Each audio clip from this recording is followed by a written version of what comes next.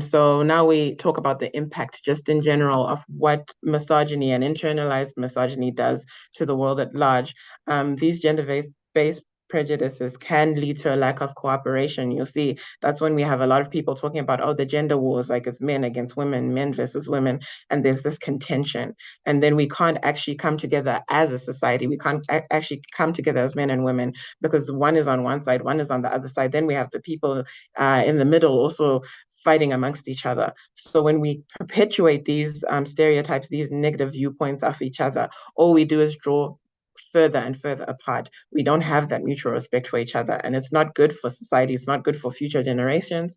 And it's not good for everyone who's here now because it limits our safety, it limits our freedom, and it limits our ability to respect each other. So that's why we have to have these conversations and why we need to unpack that and try and release that.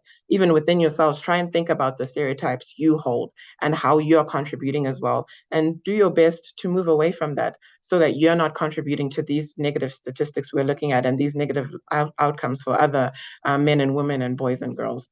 Because if you continue to perpetuate it, you make the problem bigger. But if you fight against it, we can come together as a collective. And that's really the ultimate goal.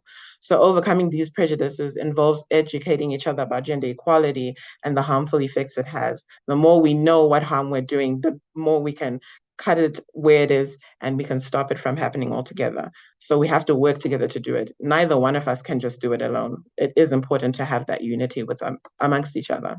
So misogyny and internalized misogyny can contribute to societal norms and pressures that may shape how individuals feel they can express their sexual orientation and identities.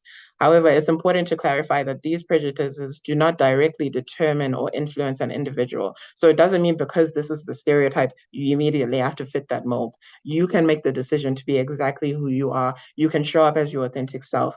Because when you do that, you fight against that misogyny and the internalized misogyny, and you put it to the side. So the more we do that, the less prevalent it is, and the safer it is for everyone in general, and the happier you can be because you can express yourself the way that you'd like to.